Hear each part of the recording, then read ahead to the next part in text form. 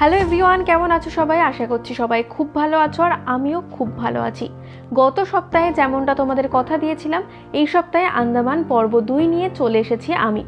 আজ আমি আর বেশি কথা বলবো না, আন্দামান ঠিক কতটা সুন্দর সেটা তোমাদের দেখানোর চেষ্টা করব। চলো তাহলে দেখে নিই।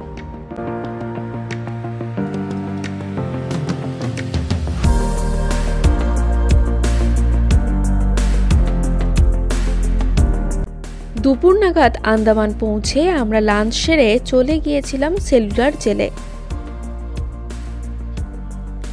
সেলুলার জেলে ঢোকার জন্য 30 টাকা দিয়ে টিকিট কাটতে হবে এবং 5টা পর্যন্তই খোলা থাকে সেলুলার জেলের মিউজিয়াম। আন্দামানের সমুদ্রের জল স্বচ্ছ নীল হলেও সেখানকার সেলুলার জেলে যে অত্যাচার চলত তা নিকষ কালো অন্ধকারের সঙ্গে ব্যাখ্যা করাই যায়। সমুদ্রে ঘেরা চারপাশ, স্বাধীনতা সংগ্রামীরা যাতে পালানোর পথ না পান তাই তাদের পাঠানো হতো এই সেলুলার জেলে। তারপরে চলত নির্মম অত্যাচার। দ্বিতীয় বিশ্বযুদ্ধের সময়ে 1941 সালে ব্রিটিশদের হাত থেকে আন্দামান ও নিকোবর দ্বীপপুঞ্জের অধিকার যায় জাপানি শক্তির হাতে। সেই সময় সেখানে এসেছিলেন নেতাজি সুভাষচন্দ্র বসু। পোর্ট ব্লেয়ারে পতাকা উত্তোলনের পাশাপাশি তিনি আন্দামান ও নিকোবর দ্বীপের নতুন নামকরণ করেন, নাম দেন শহীদ ও স্বরাজ দ্বীপ।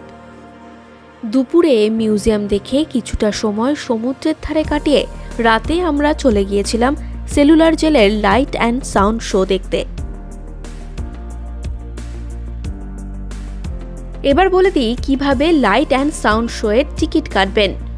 আগে ভাগে লাইট অ্যান্ড সাউন্ড শো এর টিকিট না কাটলে কিন্তু আপনাদের মিস করতে হতে পারে, কারণ প্রতিদিন অসংখ্য মানুষ এই শো দেখতে আসেন।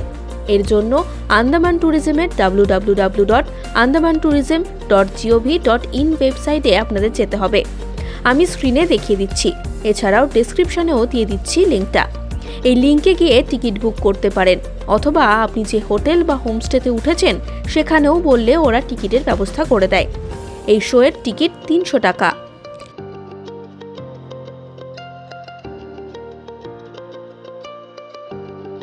শো শেষ হওয়ার পর সেখান থেকে সমুদ্রের ধারে গিয়ে কিছুটা সময় কাটাতে পারেন, চাইলে ওখানেই ডিনারটাও সেরে নিতে পারেন।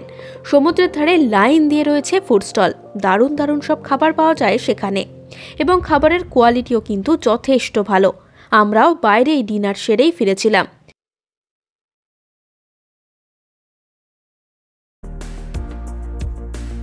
রাতে একটা ঘুম দিয়ে সকালে উঠে ব্রেকফাস্ট সেরে বেরিয়ে পড়েছিলাম। এখন অধিকাংশ হোমস্টে, হোটেল বা রিসর্টগুলিতে কমপ্লিমেন্টারি ব্রেকফাস্ট দিয়ে থাকে, তাই আলাদা করে আমাদের ব্রেকফাস্ট কিনতে হয়নি। তো ব্রেকফাস্ট সেরে আমরা সোজা চলে গিয়েছিলাম জেটিতে, আর সেখান থেকে ক্রুজে করে হ্যাভলক। চারপাশে সমুদ্রের নীল জলরাশি আর মাঝে মাঝে দ্বীপ দেখতে দেখতে আমরা পৌঁছে গেলাম হ্যাভলকে। হ্যাভলকে পৌঁছে সেখান থেকে একটা গাড়ি করে সোজা রিসর্টে।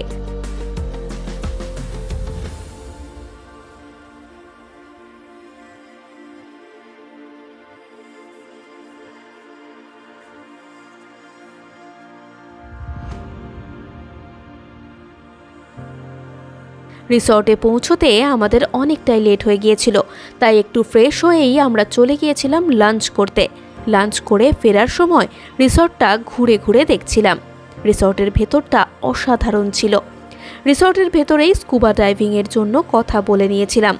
স্কুবা ডাইভিংয়ের জন্য কি কি করতে হয় সেটা আর এখানে বললাম না, এটার একটা আলাদা ভিডিও রয়েছে, চাইলে তোমরা সেটা দেখে নিতে পারো। সেখানে ডিটেলসে সব দেওয়া রয়েছে।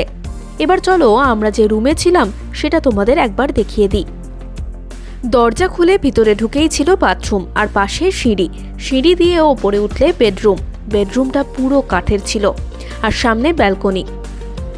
ঘুরতে এসে তো সবারই মন ভালো থাকে, তারপর এমন একটা থাকার জায়গা পেলে আনন্দ যেন দ্বিগুণ হয়ে যায়।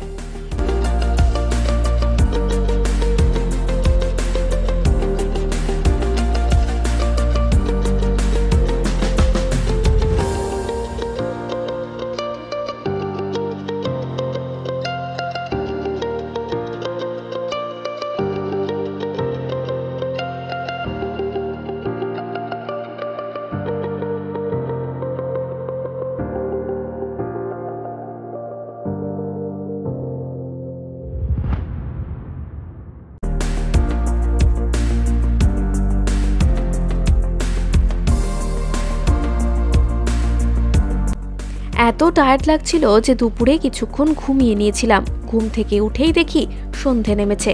সন্ধ্যের পর ঠিক কেমন লাগছিল চারপাশটা, চলো সেটাও তোমাদের একবার দেখিয়ে দিই। হাঁটতে হাঁটতে দেখি সেখানকার একটা ক্যাফেতে লাইভ পারফরমেন্স হচ্ছে। আমরা গিয়ে সেখানে ঢুকে পড়লাম। গান শুনতে শুনতে সেখানেই প্রথমে কিছু স্ন্যাক্স, তারপরে ডিনারটা সারলাম। এইভাবেই কেটে গেল হ্যাভলকের একটা দিন।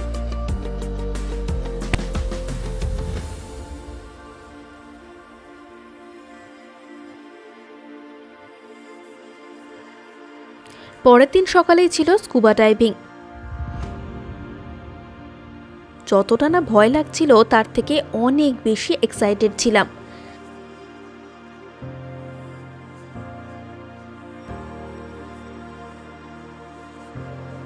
স্কুবা সেরে ফিরেই একটু ফ্রেশ হয়ে ব্রেকফাস্ট সেরে বেরিয়ে পড়েছিলাম ঘুরতে।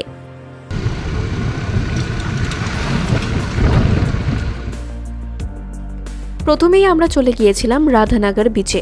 সেখানেই ছিলাম বেশ কিছুটা সময়।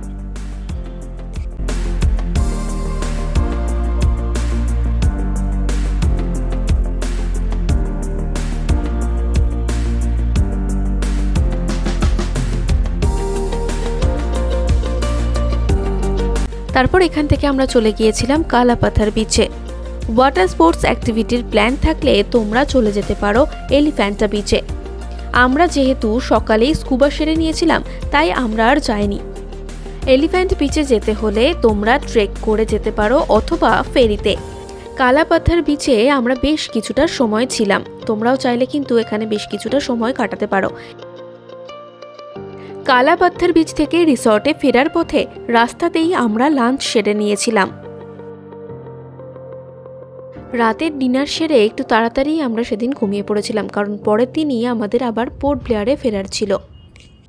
পরের দিন সকালে ঘুম থেকে উঠেই পৌঁছে গিয়েছিলাম জেটি ঘাটে। এখানে তোমাদের আন্দামানের ওয়েদার নিয়ে একটা কথা বলে রাখি, আন্দামানে কিন্তু প্রায়শই বৃষ্টি হয়, তাই তোমরা অবশ্যই তোমাদের সঙ্গে ছাতা রেখো। হ্যাভলক থেকে ফেরার দিন সকাল থেকেই বৃষ্টি শুরু হয়েছিল। বৃষ্টি মাথায় করেই আমরা উঠে বসলাম আমাদের ক্রুজে। ওয়েদারের কারণে অনেকটাই লেট ছিল। আর ফেরার সময় রাস্তায় আমাদের যা ভয়ঙ্কর অভিজ্ঞতা হয়েছে তা বলে বোঝানো কঠিন।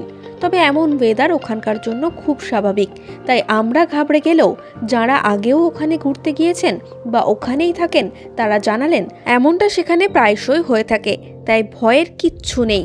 তবে সেদিন ফিরতে এতটা লেট হয়েছিল যে আমাদের রস আইল্যান্ড বা নেতাজি সুভাষচন্দ্র বসু আইল্যান্ড যাওয়ার প্ল্যানটা ক্যান্সেল হয়ে যায়। তোমাদের হাতে সময় থাকলে তোমরা কিন্তু নীল আইল্যান্ড এবং রস আইল্যান্ডে যেতে ভুলো না। এছাড়াও পোর্ট ব্লেয়ার থেকে 50 কিলোমিটার দূরে রয়েছে বারাটাং। হাতে সময় নিয়ে যেতে পারলে সেখানেও অবশ্যই ঘুরে এসো। বারাটাংয়ে যাওয়ার পথে দেখা হয়ে যেতে পারে জারোয়াদের সঙ্গেও। এবার যাওয়া না হলেও পরে আবার কোনোদিন আন্দামান যেতে পারলে আমরাও এই জায়গাগুলো থেকে ঘুরে আসব।